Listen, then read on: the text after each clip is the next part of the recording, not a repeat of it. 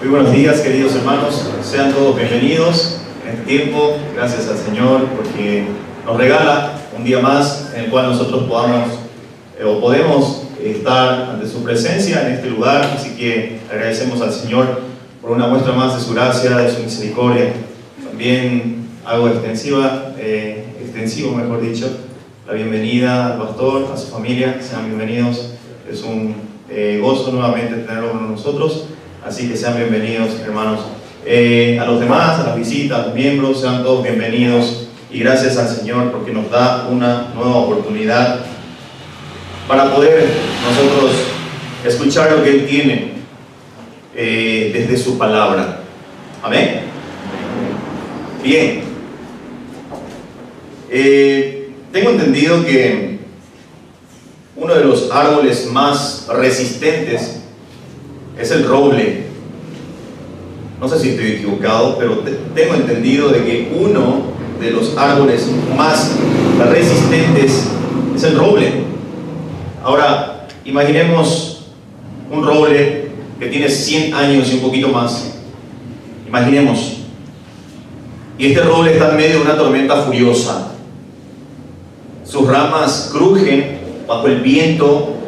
Las hojas vuelan en todas direcciones, pero el árbol en sí permanece firme. ¿Por qué? Porque sus raíces se hunden profundamente en la tierra. Invisibles sí, pero son vitales. Estas están siendo alimentadas por corrientes subterráneas de agua. Ahora, trasladando esta ilustración al ámbito espiritual, así mismo sucede con el amor de Cristo en la vida del creyente. Así mismo, tal cual. Una raíz oculta pero poderosa que nos sostiene cuando los vientos de la crisis, la duda o el dolor azotan nuestras almas. Tal cual. En un mundo donde el amor se ha reducido a un sentimiento volátil, a un me gusta efímero en redes sociales o a una transacción interesada, Pablo nos lleva de vuelta a lo radical: estar arraigados y cimentados en amor. Precisamente ese es el título del mensaje de esta mañana: arraigados en amor. Y quisiera que abra su Biblia en Efesios capítulo 3, versículos 14 al 21. Arraigados en amor, Efesios capítulo 3, versículos 14 al 21. Efesios capítulo 3, versículo 14.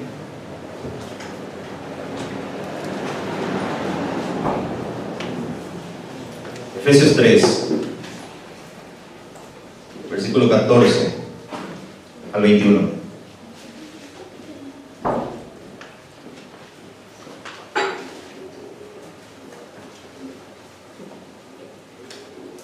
Dice la palabra en esa porción de las Escrituras: por esta causa doblo mis rodillas ante el Padre de nuestro Señor Jesucristo, de quien toma nombre toda familia en los cielos y en la tierra, para que os dé conforme a las riquezas de su gloria, el ser fortalecidos con poder en el hombre interior por su espíritu, para que habite Cristo por la fe en vuestros corazones, a fin de que, arraigados y cimentados en amor, seáis plenamente capaces de comprender con todos los santos cuál sea la anchura, la longitud, la profundidad y la altura, y de conocer el amor de Cristo, que excede a todo conocimiento, para que seáis llenos de toda la plenitud de Dios. Y a aquel que es poderoso para hacer todas las cosas mucho más abundantemente de lo que pedimos o entendemos, según el poder que actúa en nosotros, a Él sea la gloria en la Iglesia, en Cristo Jesús, por todas las edades, por los siglos de los siglos. Amén. Vamos a orar. Padre bendito, Padre celestial, te agradezco, Señor, por esta nueva oportunidad que tú nos das. Honro y glorifico tu nombre, Señor. Reconozco que fuera de ti no hay otro Dios. Tú eres, Señor, el único Dios vivo y verdadero, creador y sustentador de todas las cosas. Y eso nos incluye a nosotros. Tu gracia sigue sosteniéndonos. A pesar de nosotros ser malos, tú permaneces fiel, Señor. Y es una razón grande para seguir agradeciéndote, Señor. Tú sabes, Señor, que en nosotros abundan debilidades, pecados, desobediencia. Somos malos, Señor.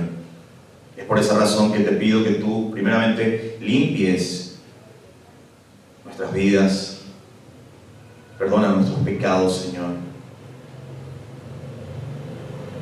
Y mi Dios, esta mañana nosotros queremos adentrarnos a tu palabra.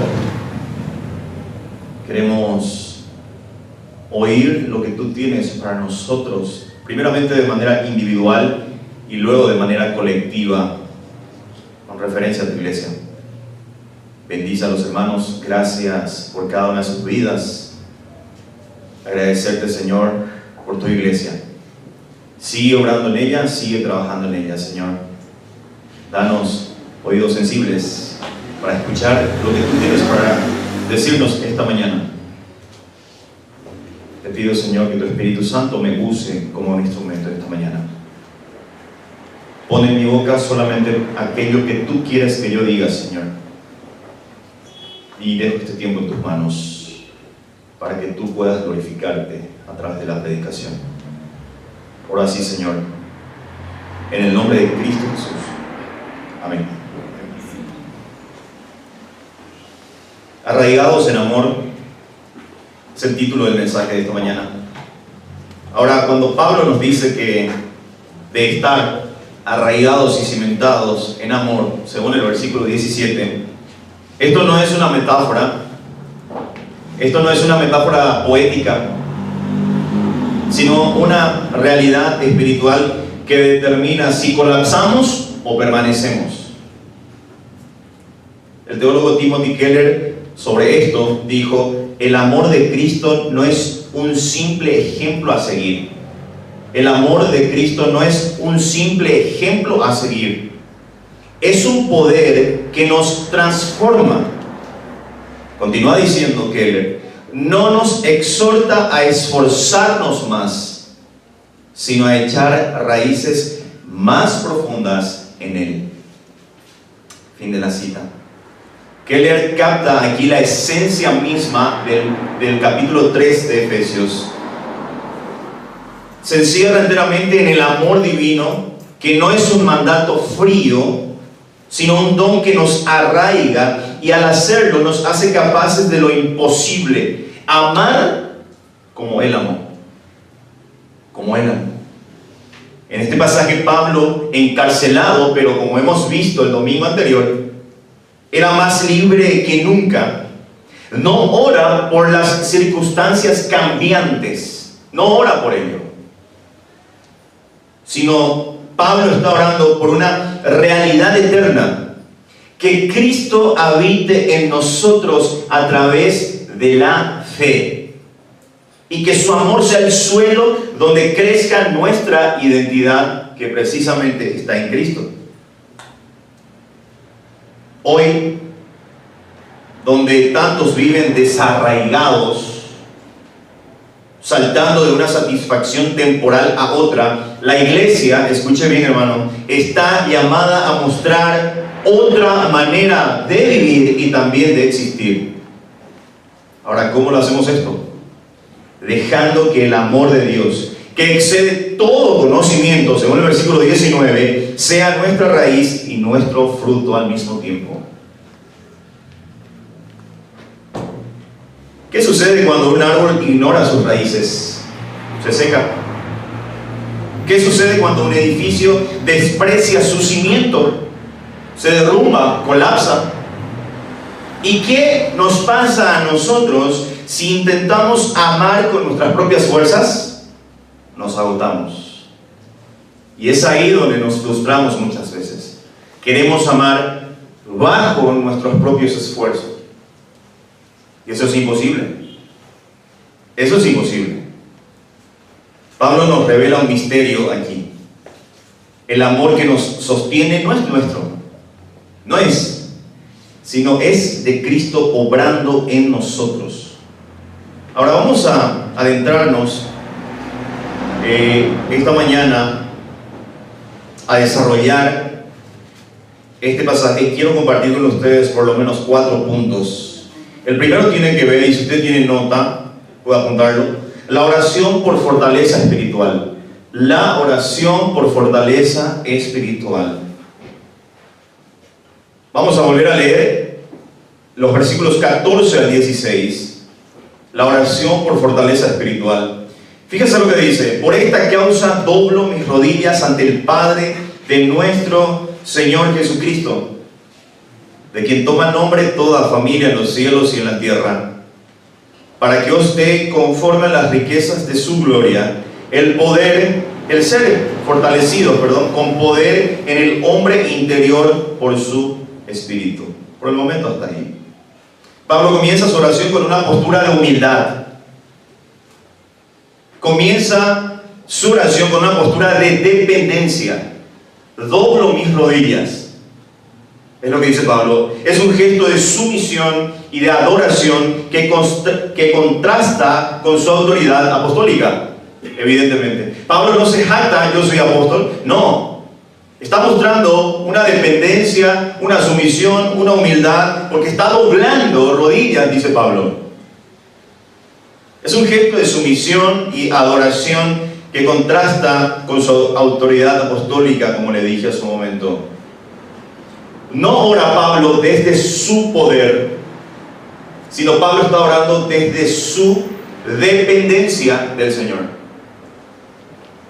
Pablo está orando desde su necesidad.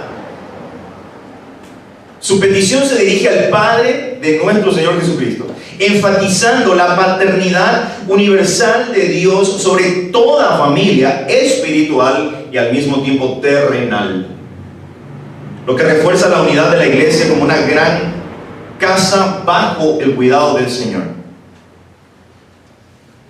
La petición central de Pablo es clara: que os dé el ser fortalecidos con poder en el hombre interior. Si se da cuenta, Pablo no está pidiendo por circunstancias externas. Pablo no está pidiendo que lo liberen de la cárcel. Pablo no está pidiendo otra cosa externa. Pablo está orando por una transformación interna.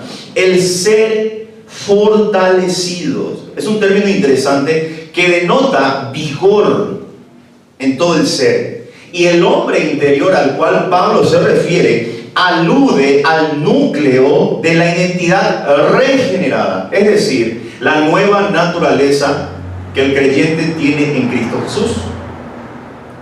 Pablo ora que ese hombre regenerado esté siendo fortalecido.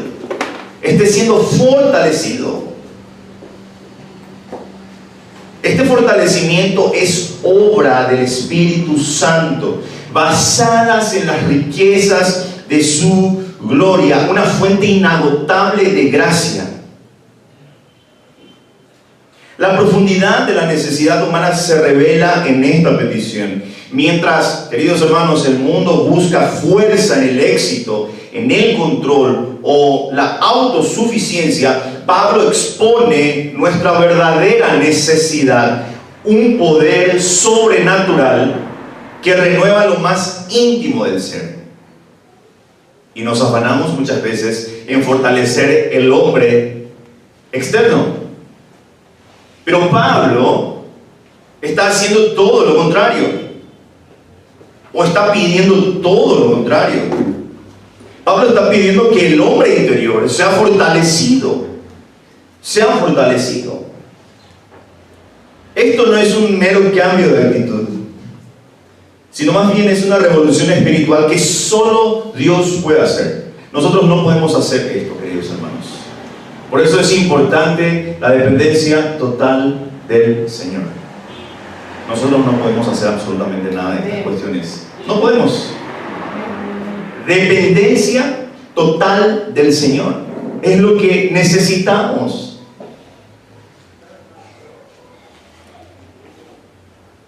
El apóstol conocía obviamente la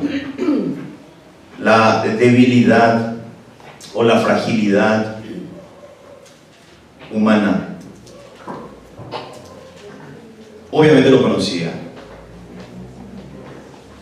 Él dijo a los corintios, en 2 de Corintios 12, 9 y 10 dice: y me ha dicho, bástate mi gracia, porque mi poder se perfecciona en la debilidad. Por tanto, de buena gana me gloriaré más bien en mis debilidades, para que repose sobre mí el poder de Cristo. Por lo cual, por amor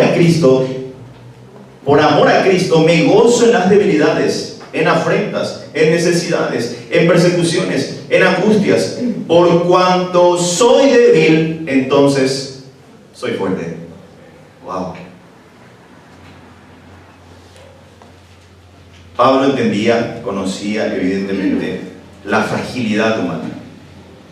Por eso clama por un poder que trasciende las capacidades naturales. Es un poder que sostiene nuestras vidas cuando nuestra voluntad flaquea y nuestras emociones fallan, evidentemente. Porque hay que reconocer que también somos humanos. Sentimos.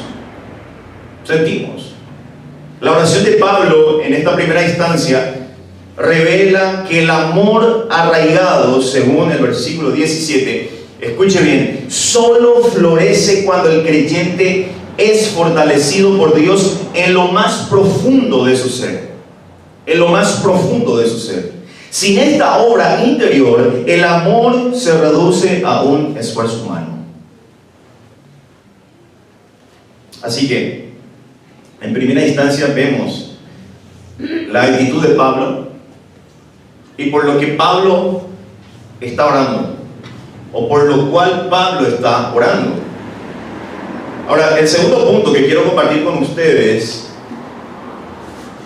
es lo siguiente: arraigados y cimentados en el amor de Cristo. Fíjese lo que dice el versículo 17: arraigados y cimentados en el amor de Cristo, para que habite Cristo por la fe en vuestros corazones, a fin de que arraigados y cimentados en amor. Hasta ahí vamos a leer por un momento. Pablo emplea aquí dos metáforas agrícolas y arquitectónicas.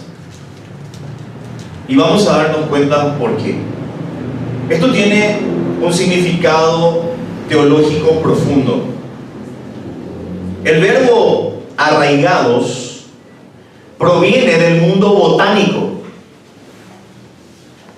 de un mundo agrícola, arraigado, y describe, escuche bien, el proceso por el cual una planta desarrolla un sistema radicular profundo que le permite absorber nutrientes y resistir las sequías.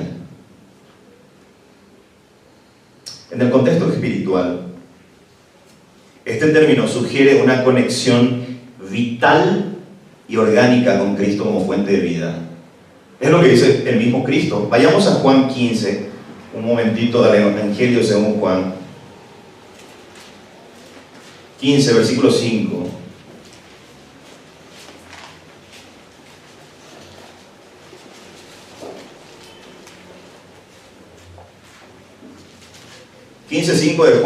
de Juan dice: yo soy la vid, vosotros, ¿qué cosa?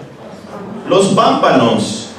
El que permanece en mí y yo en él, este lleva mucho fruto, porque separados de mí, ¿qué podemos hacer? Nada, dice Cristo, absolutamente nada. Entonces, el término arraigado en el contexto espiritual, sugiere una conexión vital con Cristo, evidentemente como fuente de vida Él mismo. Ahora, esto, queridos hermanos, no es un arraigo superficial o temporal.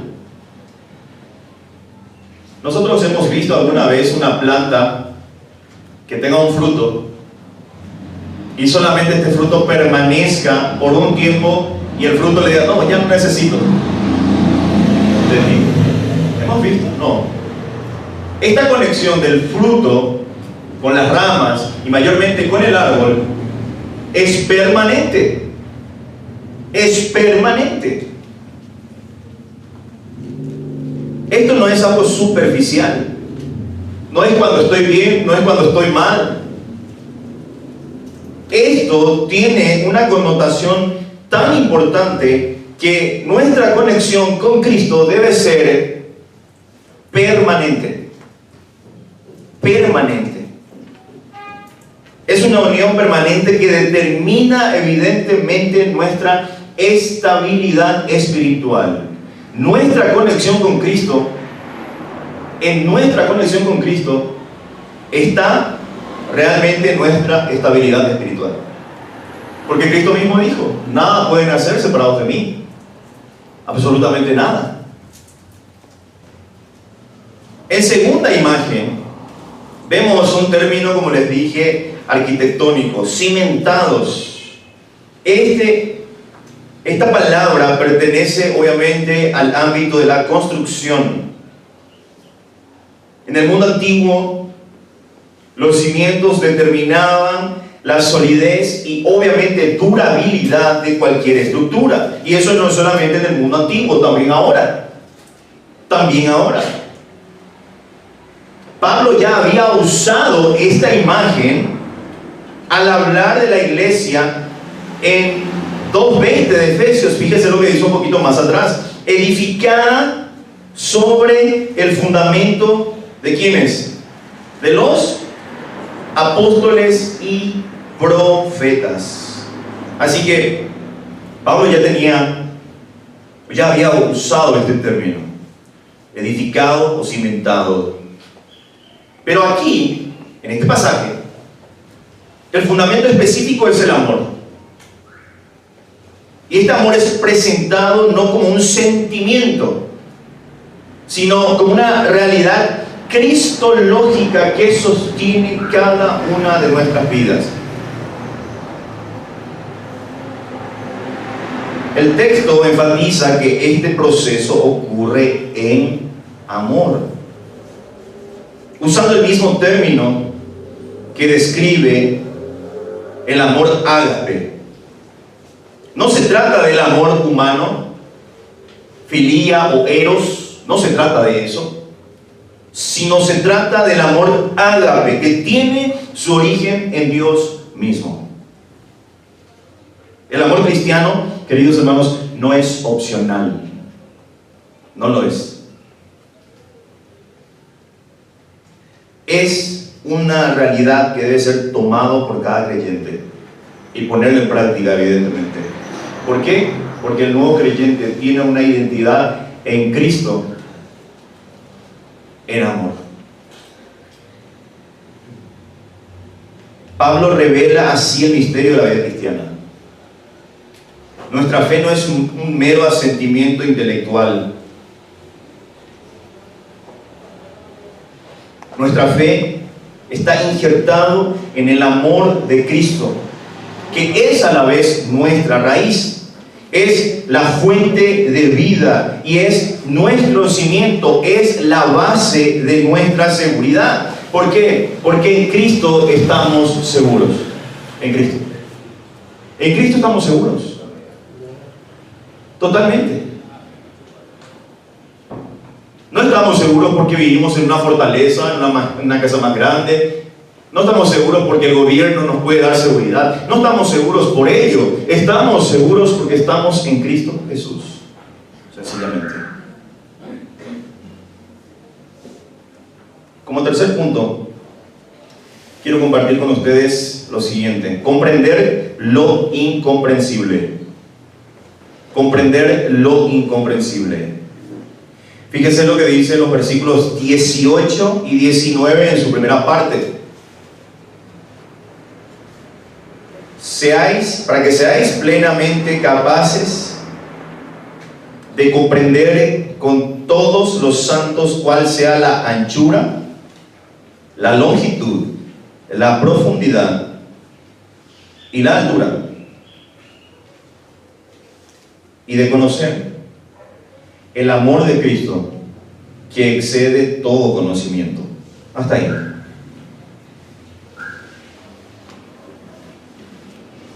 Pablo nos introduce aquí en el misterio más sublime de la fe cristiana. ¿Cuál es ese misterio? El amor de Cristo como una realidad que puede ser conocida experimentalmente, pero nunca puede ser reducida a categorías humanas. En otras palabras, para que una persona llegue a comprender plenamente el amor de Cristo, tiene que tener un encuentro personal sí o sí con Él. Nosotros no vamos a comprender si nos dicen, y generalmente escuchamos: Cristo cambió mi vida, ya no soy lo que era antes, y contamos y escuchamos generalmente lo que Cristo ha hecho en nuestras vidas, pero hasta ahí. Nosotros no vamos a conocer plenamente este amor si no tenemos un encuentro personal con Cristo. Y le digo algo más, hermanos: toda persona que ha tenido un encuentro personal, real, genuino, verdadero con Cristo, ya no vuelve a ser la misma. Ya no vuelve. Ya no vuelve a ser la misma. Porque Cristo puede transformar a la persona, a las personas, y eso es lo que hizo con cada uno de nosotros, los que estamos en Cristo Jesús. Ahora, la construcción, por decirlo así, gramatical de este texto nos revela algo. Hay un término importante aquí: comprender. Para que comprendáis, dice, capaces de comprender. Esto implica un esfuerzo intelectual, evidentemente. Esto implica un esfuerzo intelectual. Y esto trata de abarcar lo inabarcable. Mientras que conocer apunta a una experiencia íntima y transformadora.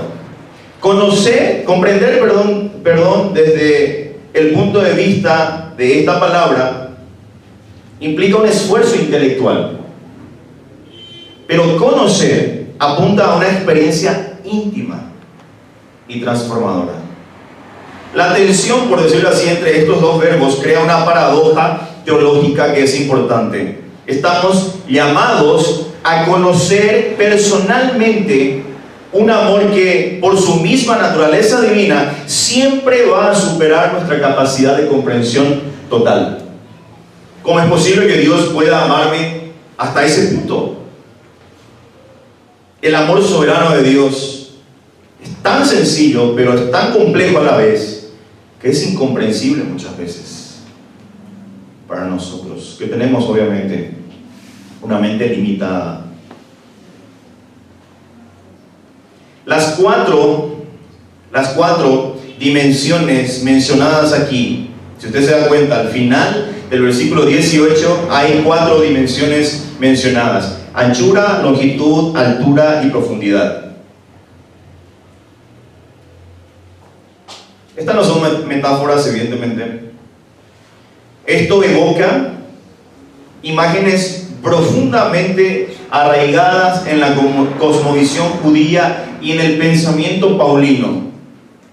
Por ejemplo, la anchura sugiere el alcance universal del amor de Cristo. La anchura sugiere el alcance universal de Cristo.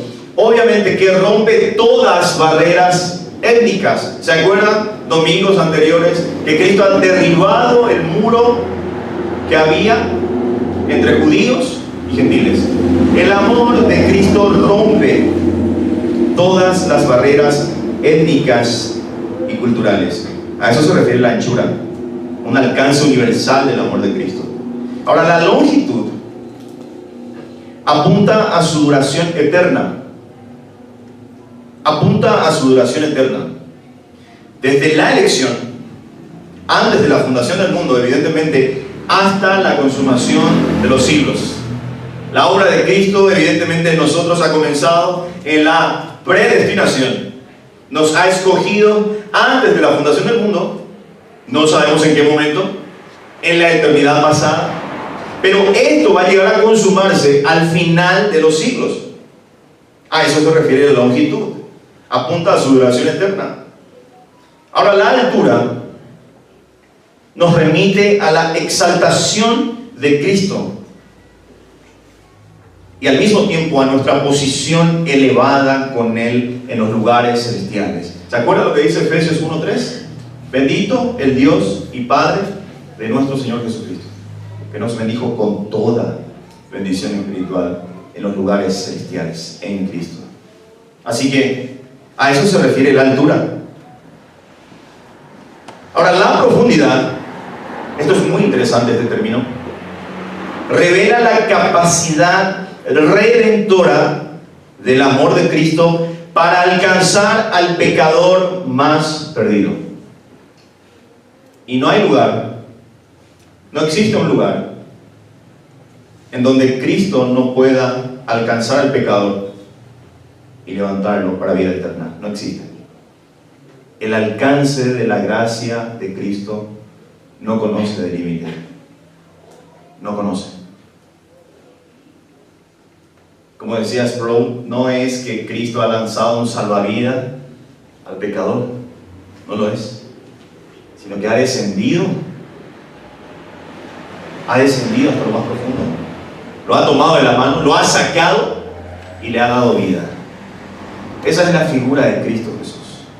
Esa es la obra, esa es la gracia de Cristo Jesús, la cual nos ha alcanzado a nosotros. Si usted hace un pantallazo de su vida antigua, ¿cómo estaba antes? Realmente teníamos una vida que daba pena. Si Cristo no me hubiese rescatado, no me hubiese si Cristo no hubiese actuado en mi vida, ¿yo dónde estaría? Y creo que es el caso de cada uno de nosotros. ¿Dónde estaríamos ahora? Pero por gracia, Cristo no nos lanzó un salvavidas y es sálvese quien pueda. Cristo descendió y, como dice el mismo libro de Efesios, en el capítulo 2, versículo 1, dice: y Él os dio vida cuando estabais muertos en vuestros delitos y pecados.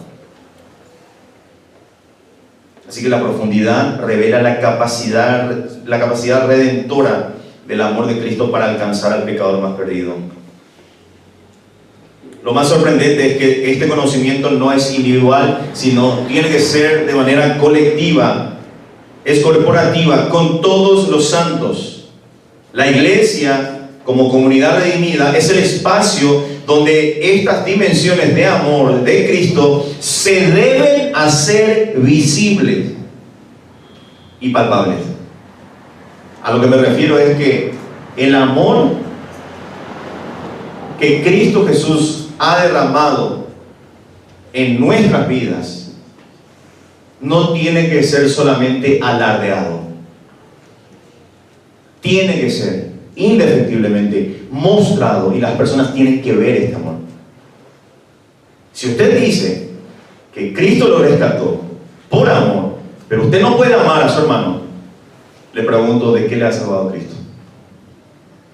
¿De qué tipo de amor estamos hablando? Porque indefectiblemente debemos demostrar amor.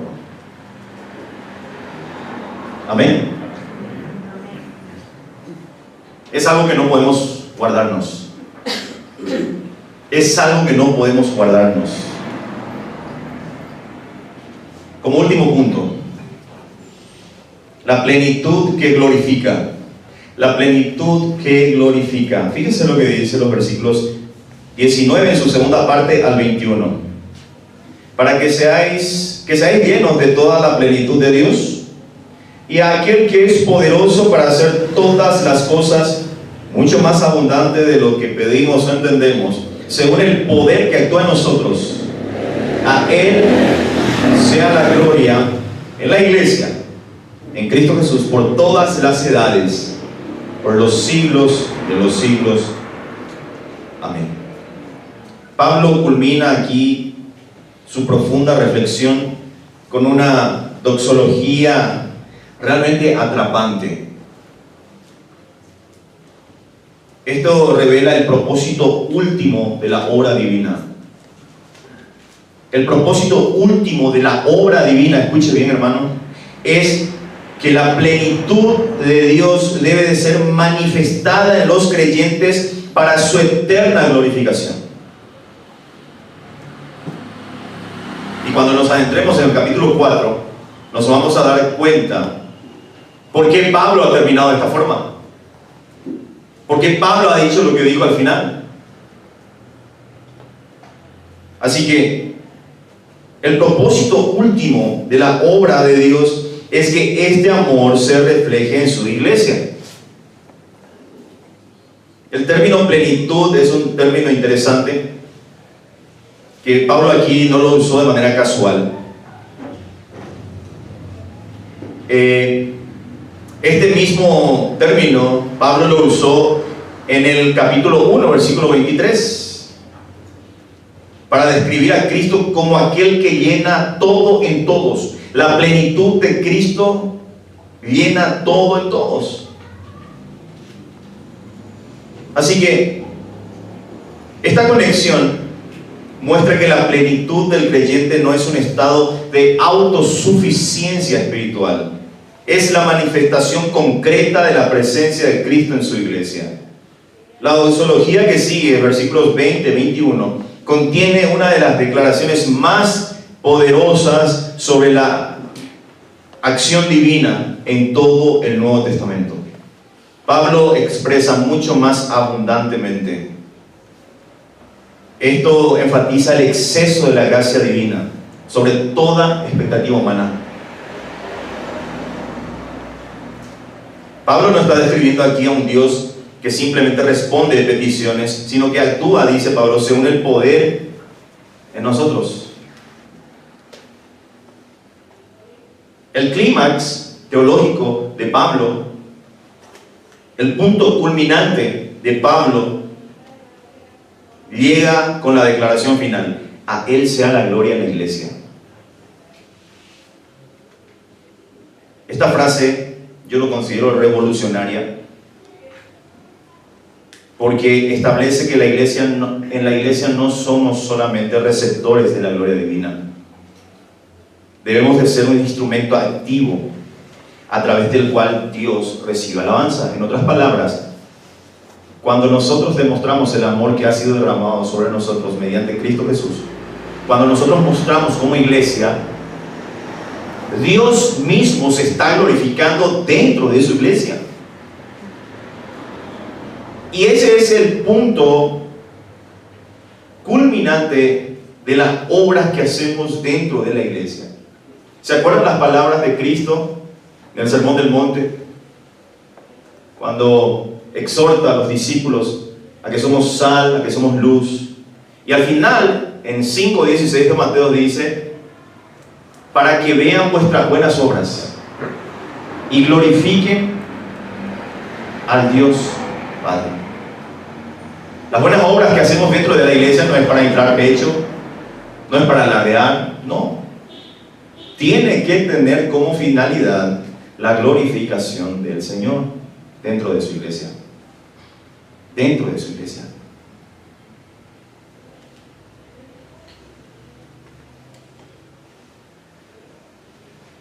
Hay una preposición aquí interesante que he anotado: en.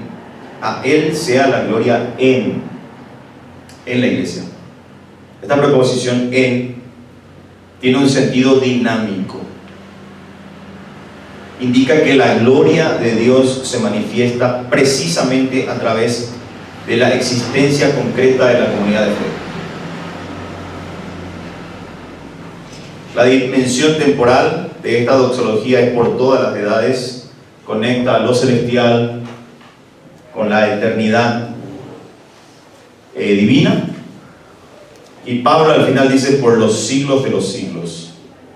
Refuerza esta perspectiva escatológica, mostrando que la iglesia está llamada a ser un espacio donde lo eterno irrumpe lo temporal. Así que, teniendo en cuenta esto, quisiera mencionar 4 aplicaciones sencillas. ¿Cómo nosotros podemos esto, obviamente, tomarlo y aplicarlo en nuestras vidas? Porque evidentemente la predicación expositiva lo que hace es eso: lee el texto, explica el texto y aplica el texto. Básicamente la predicación expositiva es lo que hace es eso. Entonces, como aplicación, en primer punto quiero ver con ustedes: cultiva raíces espirituales profundas. Cultiva raíces espirituales profundas. No esperemos a las crisis o a los momentos de dolor para buscar a Dios. No esperemos eso. No esperemos eso. Establezcamos hábitos diarios que alimenten nuestra vida interior. Momentos de silencio para orar, meditación consciente de las Escrituras, reflexión personal. Así como un árbol necesita tiempo para desarrollar raíces profundas, nuestras vidas en el ámbito espiritual requiere constancia. Constancia para que nosotros estemos arraigados en el amor de Cristo. Las raíces evidentemente no brotan ni permanecen firmes de la noche a la mañana. No hay árbol, no hay que tengan raíces profundas, arraigadas, fuertes de la noche a la mañana. Como segunda aplicación, atrévete a amar más allá de tus límites. Atrévete a amar más allá de tus límites. Como seres humanos que somos, podemos identificar, y cada uno de nosotros tiene la capacidad de identificar relaciones difíciles o situaciones complejas donde nos cuesta amar. Cada uno de nosotros tiene esa capacidad de identificar en qué área, con quién hermano, con quién hermana nos cuesta demostrar este amor. Tenemos que identificar estas relaciones difíciles. Y escuche bien, nuestra actitud ante esto debe ser con gestos concretos de gracia. Ayer con las hermanas en el estudio estábamos hablando, me sorprende la actitud de Cristo. Al que lo iba a traicionar en el aposento alto le dice: amigo, antes le estaba lavando los pies al que lo iba a traicionar. Ahora, haríamos eso. ¿Cuál es nuestra reacción ante la oposición? Amigo le dice al que lo iba a traicionar. Y eso no es todo. Vienen 1000 hombres a detenerlo a Jesús. Y Jesús le dice: ¿acaso soy criminal para que vengan con tantos hombres? Y Judas dijo: al que lo voy a besar, ese es. Al final le dio un beso otra vez. Y Cristo se deja otra vez. Ahora, ¿esto no debería llamarnos la atención?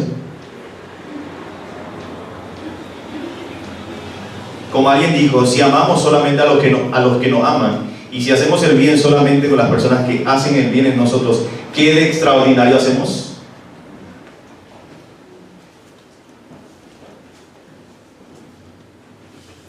Si vamos sin esperar reconocimiento, es más, En la hora del Señor, nadie te va a aplaudir. Es que el pastor, el diácono, el anciano, no puede darte recompensas. Tu recompensa ya ha sido dada. El mayor de los regalos, la salvación. Y eso va a ser consumado al final de los tiempos. Mientras tanto, sirvamos sin esperar reconocimiento. Este amor que debemos de reflejar no nace ni va a nacer nunca de nuestros propios esfuerzos. Nunca. Esto va a fluir de manera natural cuando nos entregamos al Espíritu Santo y a sus deseos, evidentemente. Como tercer punto, vive desde la abundancia divina. Cuando nos enfrentamos a limitaciones, ya sean económicas, emocionales, recursos, cuando nos enfrentamos a estas limitaciones, debemos de cambiar nuestro enfoque. En lugar de obsesionarnos con lo que nos falta, deberíamos de preguntarnos: ¿cómo puedo reflejar la plenitud de Dios en esta situación? Practiquemos la generosidad, hermanos. Aún con lo poco que tengamos, no es lo mucho ni lo poco, sino es la intención. ¿Se acuerdan la viuda? Y cuando digo esto, no me estoy refiriendo a lo monetario. No me malinterpreten. No. Cuando digo que sea generoso, no me estoy refiriendo al dinero, para nada. Sino que hay otras cuestiones con las cuales podemos llegar a ser generosos. Y evidentemente, al hacer esto, estamos confiando en que Dios va a multiplicar lo que se va a entregar con fe. Tiempo. Evidentemente el tiempo no se recupera, pero el Señor va a retribuir con otras cuestiones lo que nosotros hacemos de bien. Por último, convierte tu iglesia en un testimonio vivo del amor de Cristo. La fe no se vive en solitario. Involucrémonos más activamente en los ministerios, en el trabajo de la iglesia, donde podamos crecer todos juntos. Celebremos las respuestas a las oraciones. Apoyemos a quienes pasan por dificultades. Con esto termino. El mundo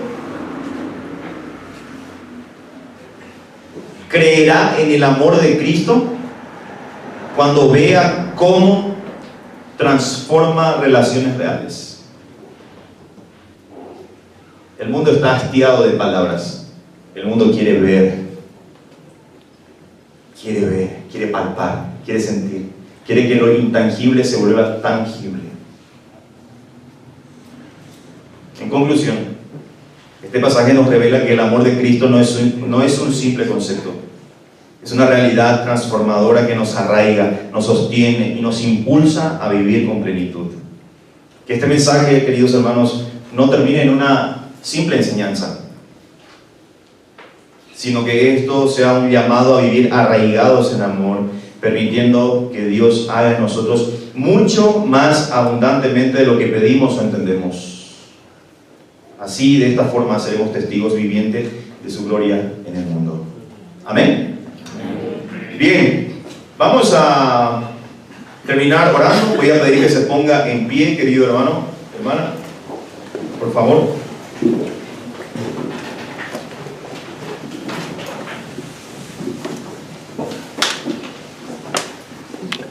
Oremos. Bendito Padre Celestial, amado Dios, gracias Señor por este tiempo que hemos tenido. Gracias por tu palabra. Señor, como dije al final, que esto no quede solamente en una enseñanza, sino que esto nos desafíe a ponerlo en práctica, Señor. Necesitamos de la ayuda de tu Espíritu Santo para cumplir estas cuestiones, que son difíciles, sí, pero si lo miramos desde el punto de vista humano. Pero en ti todo lo podemos, Señor. Bendice a tu iglesia, bendice, Señor, la obra, pedirte que tú puedas siempre avivar nuestros corazones, que tu Espíritu Santo nos lleve hacia tus propósitos, Señor. Sigue trabajando en ella. Bendice también a los hermanos y aún a las personas que no han venido, Señor. Guárdalos, bendice sus vidas. Que este tiempo, Señor, haya sido agrado tuyo. Oro así, en el nombre de Cristo.